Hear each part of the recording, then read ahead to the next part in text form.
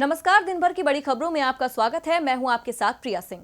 इस बुलेटिन में आज बात होगी दिल्ली मामले पर बिखरते एनडीए की, राजधर्म पर छिड़ी बहस की। जानेंगे कि खट्टर सरकार के बजट में क्या है खास, क्या उद्धव ने छोड़ दी हिंदुत्व की विचारधारा, और आखिर में बात नौकरी पेशा लोगों की बढ़ती परेशानी की। लेकिन तमाम बड़ी खबरों से पहले एक नजर सुर्खियों पर। मोदी सरकार में मंदी में फंसी देश की अर्थव्यवस्था। तीसरी तिमाही में 4.7% पर पहुंची देश की जीडीपी। दूसरी तिमाही में 5% रही थी विकास दर। पिछले 6 साल में जीडीपी ने छुआ सबसे निचला स्तर। उत्तर प्रदेश विधानमंडल का बजट सत्र आज हुआ खत्म। विधान भवन में अंतिम दिन सिर्फ 5 मिनट में बजट और 3 मिनट में पारित किए गए सभी विधेयक। अनिश्चितकाल के लिए स्थगित किया गया बजट सत्र। उत्तराखंड मंत्रिमंडल बैठक में लिए गए कई अहम फैसले। अब आयुष्मान योजना के तहत राज्य कर्मचारियों को भी मिलेगा मुफ्त इलाज। बैठक में चौथा प्रस्ताव भी किए गए पेश। ओडिशा के मुख्यमंत्री नवीन पटनायक ने केंद्र सरकार के सामने फिर उठाई मांग। सीएम नवीन ने की ओडिशा को विशेष राज्य का दर्जा देने की मांग। शनिवार को संगम नगरी प्रयागराज जाएंगे प्रधानमंत्री नरेंद्र मोदी। चित्रकूट में किसान सम्मान निधि के 1 साल पूरे होने के कार्यक्रम में होंगे शामिल। हफ्ते के आखिरी कारोबारी दिन भी शेयर बाजार में नहीं दिखा कोई सुधार। आज सेंसेक्स 1500 अंक टूटा और निफ्टी 450 अंकों की गिरावट के साथ बंद हुआ।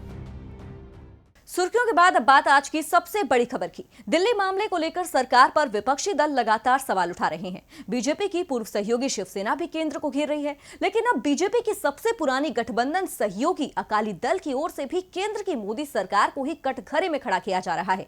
आज इसी मुद्दे पर चर्चा के लिए हमारे साथ स्टूडियो में मौजूद हैं राजीव जी। राजीव जी, दिल्ली में शांति लौट रही है, लेकिन बयानबाजियों का जो दौर है वो तेज होता जा रहा है। सरकार तो पूरे मामले से पल्ला झाड़ ही रही है और पुरानी बातें याद कराई जा रही हैं, लेकिन लोकतंत्र में कानून व्यवस्था की स्थिति को बनाए रखने का काम विपक्ष का नहीं, सरकार का होता है। अब तो सरकार के सहयोगी भी उसके रवैये पर सवाल कर रहे हैं और कहीं ना कहीं राजधर्म की याद दिला रहे हैं। इस पर आपकी क्या राय है? देखिए प्रिया, राजधर्म शब्द का नाम आते ही 2002 का वो मंजर याद आता है जब देश के ताने बाने को खत्म करने की कोशिश की गई थी। लेकिन अब 18 साल बाद भी कुछ नहीं बदला है। सिर्फ शून्य यानी 2002 का जीरो जो पहले 2 से पहले था, अब वो 2 के बाद आ गया है। यानी अब हम साल 2020 में आ गए हैं और आज भी उसी दौर में हम जी रहे हैं जहां धर्म के नाम पर समाज में नफरत के बीज बोए जाते हैं और उस फसल को काटती हैं सियासी पार्टियां। जो उस वक्त गुजरात में राज कर रहे थे वो आज देश में राज कर रहे हैं। उस वक्त देश के प्रधानमंत्री अटल बिहारी वाजपेयी ने राजधर्म निभाने की सलाह दी थी, लेकिन उनकी सलाह नहीं मानी गई। समाज बढ़ता गया, नफरत बढ़ती गई और आज 2020 में देश की राजधानी दिल्ली में उस मुहाने पर हमको खड़ा कर दिया गया है जहां रोज लाशें गिनी जा रही हैं, लोग पलायन कर रहे हैं, परिवार उजड़ गए। जिस पर विपक्ष तो सरकार को घेर ही रहा है, लेकिन सत्तारूढ़ दल यानी बीजेपी का सहयोगी अकाली दल ने भी दिल्ली मामले पर चिंता जाहिर करते हुए मोदी सरकार को घेरा है। दरअसल अकाली दल के चीफ और पंजाब के पूर्व मुख्यमंत्री प्रकाश सिंह बादल ने बहुत ही वाजिब सवाल किया है प्रिया। उनका कहना है कि हमारे देश के संविधान में 3 चीजें लिखी हैं, सेकुलरिज्म, सोशलिज्म और डेमोक्रेसी। लेकिन यहां न तो सेकुलरिज्म है और न ही सोशलिज्म। अमीर अमीर होता जा रहा है और गरीब गरीब होता जा रहा है। डेमोक्रेसी भी सिर्फ 2 स्तर पर रह गई हैं, एक लोकसभा इलेक्शन के समय और दूसरा स्टेट इलेक्शन यानी विधानसभा चुनाव के समय। बादल का कहना है कि इस समय जो हो रहा है वो हमारे लिए बहुत ही परेशान करने वाली बात है। हमें अमन और शांति के साथ रहना बहुत जरूरी है। एक और एग्जाम्पल है हमारे सामने और वो भी अकाली दल के सीनियर लीडर सांसद नरेश गुजराल की तरफ से है।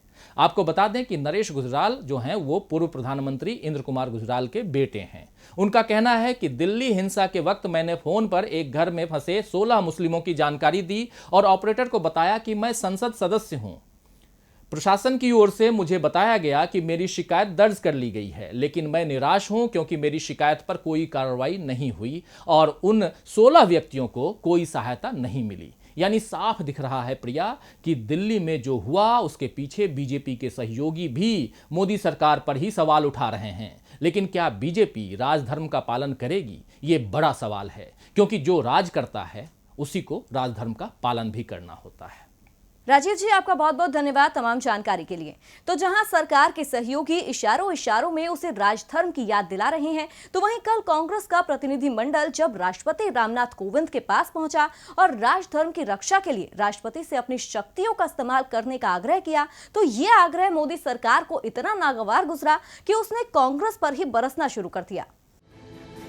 राजधानी दिल्ली के माहौल को लेकर पूरे देश की सियासत तेज हो चुकी है। सुलगती दिल्ली के लिए विपक्ष ने मोदी सरकार को जिम्मेदार ठहराया, जिसे लेकर अब सरकार भी मैदान में आ गई है। दरअसल कांग्रेस अध्यक्ष सोनिया गांधी और पूर्व प्रधानमंत्री डॉक्टर मनमोहन सिंह की अगुवाई में कांग्रेस के प्रतिनिधि मंडल ने दिल्ली की स्थिति सामान्य करने के लिए राष्ट्रपति को ज्ञापन सौंपा था, जिसके बाद पूर्व पीएम ने राष्ट्रपति से आग्रह किया कि वो हालात पर काबू करने के लिए अपने राजधर्म का पालन करें। इसके बाद आज केंद्रीय कानून मंत्री रविशंकर प्रसाद ने इस बयान पर कांग्रेस को ही आड़े हाथों ले लिया। उन्होंने कहा कि कांग्रेस पार्टी राजधर्म के नाम पर लोगों को बरगलाने का काम न करे। उन्होंने सोनिया गांधी के बयान का हवाला देते हुए आगे कहा कि सोनिया गांधी ने रामलीला मैदान में उकसाने वाली भाषा का प्रयोग किया था। अगर आप करें तो ठीक, लेकिन हम करें तो आप लोगों को गलत लगता है। केंद्रीय मंत्री प्रसाद यही नहीं रुके। उन्होंने आगे कहा कि बाकी देशों से आए अल्पसंख्यकों को लेकर हमारी पार्टी का एक स्टैंड रहा है। अशोक गहलोत और शिवराज पाटिल ने भी तब इसकी मांग की थी। आपने इस राजधर्म के मसले को उठाया,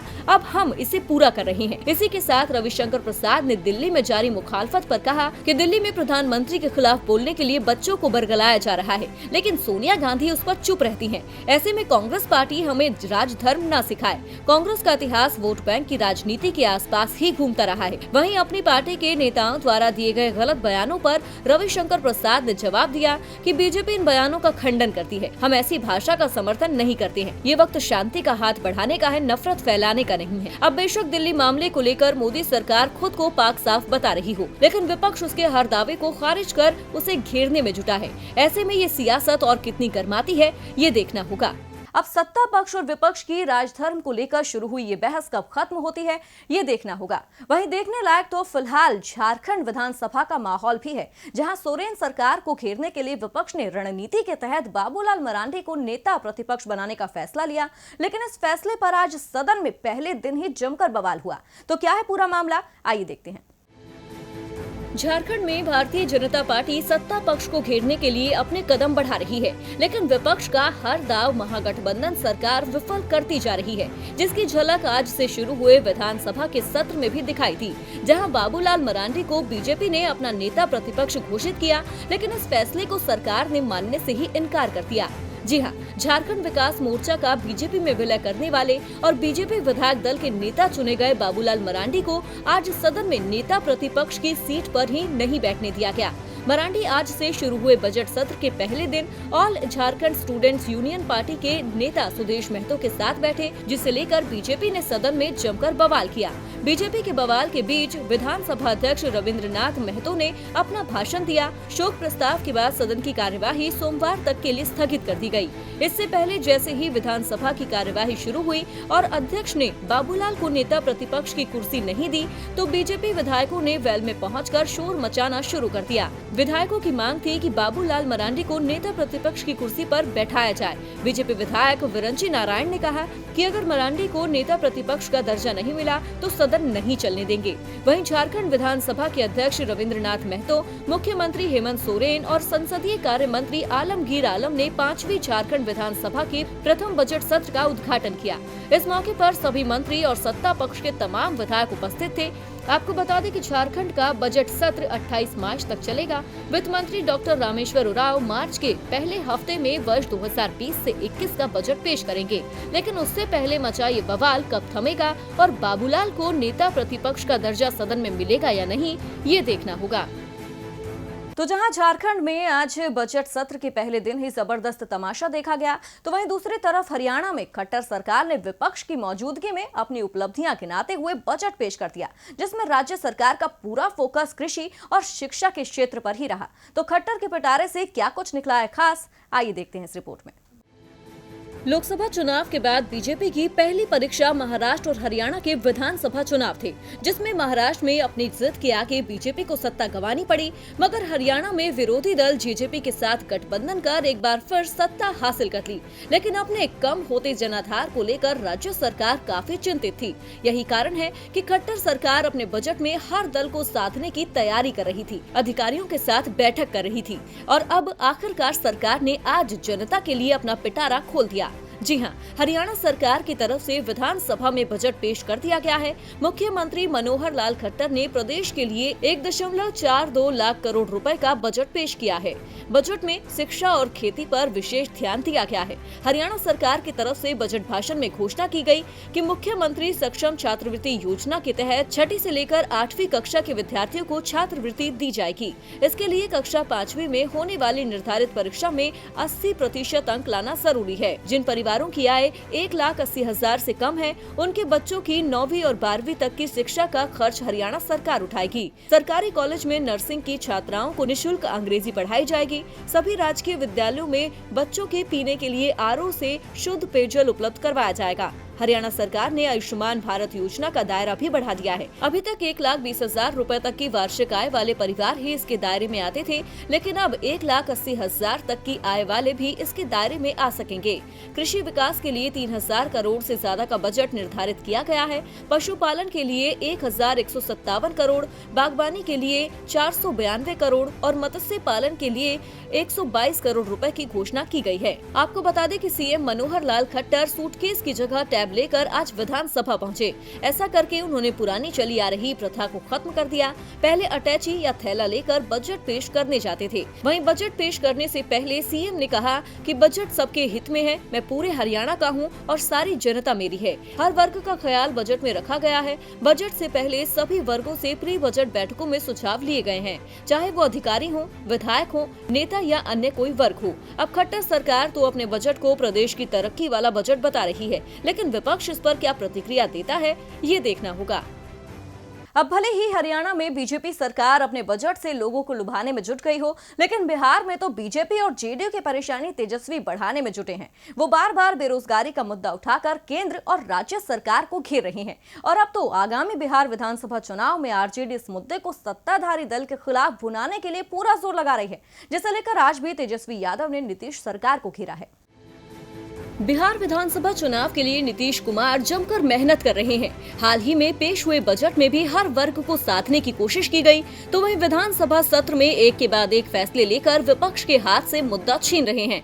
लेकिन विपक्षी दल सिर्फ बेरोजगारी को मुद्दा बनाकर सरकार की बेचैनी बढ़ा रहे हैं, जिसे लेकर हाल ही में आरजेडी नेता तेजस्वी यादव ने बेरोजगारी हटाओ यात्रा के दौरान तेजस्वी की सभा में भारी भीड़ देखी जा रही है, जिसके बाद आज उन्होंने ट्वीट के जरिए भी नीतीश सरकार को घेरा है। तेजस्वी ने लिखा, नीतीश जी में इच्छा शक्ति की कमी है। लोग चांद पर जा रहे हैं, लेकिन वो बिहार के 7 करोड़ युवाओं को नौकरी नहीं दे पा रहे हैं। बिहार की प्रतिभा का पलायन ही नहीं, बल्कि पैसा संसाधन भी बाहर जा रहे हैं। बिहार में अच्छे स्कूल, कॉलेज, अस्पताल, यूनिवर्सिटी और विश्व स्तरीय बड़े संस्थान खोलने की जरूरत है। आपको बता दें कि गुरुवार को तेजस्वी ने शेरघाटी अनुमंडल में बेरोजगारी हटाओ यात्रा के तहत रैली को संबोधित भी किया था। उन्होंने कहा कि पिछले 15 साल में एक सुई का भी कारखाना नहीं खुल पाया है। बिहार में आखिर क्या कारण है कि यहाँ आईटी कंपनियां, आईटी पार्क, मैन्युफैक्चरिंग यूनिट्स, खाद्य प्रसंस्करण उद्योग और औद्योगिक इकाइयां नहीं लग सकती। तेजस्वी ने सत्ता पक्ष को घेरने के साथ ही आरजेडी की सरकार आने को लेकर जनता से दावा भी किया। उन्होंने कहा कि अगर सूबे में आरजेडी की सरकार बनी तो डोमिसाइल के आधार पर राज्य के युवक युवतियों को 80% नौकरियां देंगे।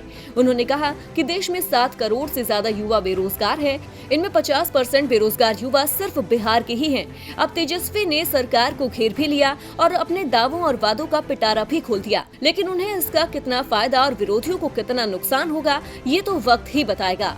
एक तरफ जहां तेजस्वी यादव ने बेरोजगारी को मुद्दा बनाते हुए चुनावी साल में नीतीश सरकार की परेशानी बढ़ाई है, तो दूसरी तरफ महाराष्ट्र में शिवसेना भी मुश्किल में पड़ सकती है, क्योंकि उद्धव सरकार ने एक ऐसा फैसला लिया है जिससे गरमाई है सूबे की सियासत। एक रिपोर्ट देखिए।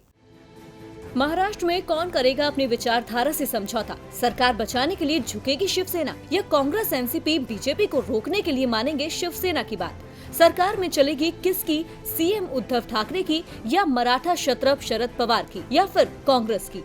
ये सवाल तो महाराष्ट्र में उद्धव ठाकरे के नेतृत्व में महाविकास अघाड़ी सरकार के गठन के साथ ही उठने लगे थे। उद्धव लगातार दावा करते रहे कि महाविकास अघाड़ी में पार्टियों के बीच समझौता विचारधारा पर नहीं, सिर्फ कॉमन मिनिमम प्रोग्राम के आधार पर हुआ है। शिवसेना अपनी विचारधारा से कोई समझौता नहीं करेगी। इसके साथ केंद्र के उन फैसलों को भी उद्धव ने महाराष्ट्र में लागू कर दिया जिसे लेकर एनसीपी और कांग्रेस सरकार का विरोध कर रहे थे। शरद पवार ने तो खुलकर उद्धव ठाकरे की आलोचना शुरू कर दी थी। कांग्रेस भी उद्धव की कार्यशैली से खुश नजर नहीं आ रही थी, जिस वजह से सरकार परेशानी में घिरती दिख रही थी। और अब सरकार को बचाने के लिए उद्धव ने भी सेकुलर राजनीति की ओर कदम बढ़ा दिए हैं। आज महाराष्ट्र कैबिनेट की बैठक हुई तो उद्धव ठाकरे ने मुसलमानों को लेकर बड़ा फैसला किया। मुसलमानों का शिक्षण संस्थानों में 5% कोटा देने का निर्णय उद्धव सरकार ने ले लिया। सरकार विधानसभा में बिल लेकर आने की तैयारी में है। महाराष्ट्र सरकार में मंत्री नवाब मलिक ने कहा कि निजी स्कूलों कॉलेजों में ये कोटा नियम लागू हो, इसके लिए कानूनी पहलुओं पर विचार किया जा सकता है। उन्होंने कहा कि मुसलमानों को शिक्षण संस्थान में कोटा दिए जाने पर बम्बई हाईकोर्ट ने भी आपत्ति नहीं जताई थी, लेकिन बीजेपी की फडणवीस सरकार ने इस पर कोई कार्रवाई नहीं की। इसीलिए हमें आज ये फैसला करना पड़ा। इससे पहले जून 2014 में महाराष्ट्र विधानसभा चुनावों से पहले उस समय कांग्रेस और एनसीपी गठबंधन सरकार ने मुस्लिमों के लिए 5% कोटे की व्यवस्था के संबंध में अध्यादेश जारी किया था। लेकिन 2014 में हुए विधानसभा चुनावों के बाद राज्य में बीजेपी की सरकार बन गई और बीजेपी सरकार ने इस अध्यादेश को न तो आगे बढ़ाया और न ही इसे विधानसभा की मंजूरी ही दिलाई, जिसके चलते ये अध्यादेश समाप्त हो गया। लेकिन उद्धव के आज के फैसले के बाद ये साफ हो गया है कि शिवसेना भी अब सेकुलर राजनीति की ओर कदम बढ़ा चुकी है। और बुलेटिन के आखिर में अब बात नौकरी पेशा लोगों की बढ़ती परेशानी की। देश में आर्थिक सुस्ती है और बेरोजगारी आसमान छू रही है। विपक्ष याद दिला रहा है कि बीजेपी ने युवाओं को रोजगार देने का वादा किया था, मगर आज हालात ये हैं कि बेरोजगारी तो बढ़ ही रही है, मगर जो लोग नौकरी कर रहे हैं उनकी परेशानी भी सरकार बढ़ा रही है। और ऐसा ही फैसला एक बार फिर केंद्र करने जा रही है। देश में बेरोजगारी पर लगाम कब लगेगी, लोगों को रोजगार कब मिलेगा, ये सवाल इस वक्त जनता से लेकर विपक्षी दल उठा रहे हैं। मगर सरकार है कि जवाब देने की बजाय दूसरे मुद्दों को तवज्जो देकर अपना पल्ला झाड़ रही है, जिसका नतीजा ये है कि बेरोजगारी 45 साल के उच्चतम स्तर पर पहुंच चुकी है। पढ़ा लिखा युवा बिना रोजगार के बैठा है। लेकिन अब सिर्फ बेरोजगार ही नहीं, जिनके पास रोजगार है उनकी परेशानी में भी इजाफा होने वाला है, क्योंकि इस साल नौकरी पेशा लोगों के लिए सरकार परेशानी खड़ी करने की तैयारी कर रही है। जी हाँ, कर्मचारी भविष्य निधि संगठन यानी ईपीएफओ फाइनेंशियल ईयर 2020 से 21 के लिए भविष्य निधि पर ब्याज दरों में कटौती करने पर विचार कर रहा है। एक रिपोर्ट के मुताबिक निवेश पर कम रिटर्न मिलने की वजह से ईपीएफओ वित्त वर्ष 2019 से 20 के लिए पीएफ जमा पर ब्याज दरों में 15 आधार अंकों की कटौती कर इसे 8.5% करने पर विचार कर रहा है। इससे पहले वित्त वर्ष 2018 से 19 में पीएफ जमा पर ब्याज की दर 8.65% थी। सूत्रों के मुताबिक फिक्स्ड डिपॉजिट और बॉन्ड से होने वाली आय में पिछले साल 0.50 से 0.80 आधार अंकों की कमी आई है, जिसकी वजह से ईपीएफओ को चालू वित्त वर्ष में ब्याज दरों को पहले जैसी रखने में परेशानी होगी। वहीं सूत्रों ने बताया कि सरकार कर्मचारियों की भावनाओं को ठेस न पहुंचे, इसके लिए सतर्कता से कदम उठाएगी और हो सकता है कि ब्याज दरों में मामूली कटौती ही की जाए। खैर, अभी ब्याज दरों को अंतिम रूप से तय करने से पहले finance investment and audit committee पिछले वित्त वर्ष में ईपीएफओ की आय को देखकर ही अपना कोई सुझाव देगी। इसके बाद इस मुद्दे पर ईपीएफओ की सेंट्रल बोर्ड ऑफ ट्रस्टी बैठक में चर्चा की जाएगी। ये ईपीएफओ की न्याय लेने वाली शीर्ष संस्था है। इसकी बैठक 5 मार्च 2020 को होनी है, जिस पर अब सभी की निगाहें टिकी हैं। तो फिलहाल दिन भर की बड़ी खबरों में मेरे साथ इतना ही। आप देखते रहिए डीबी लाइव। नमस्कार।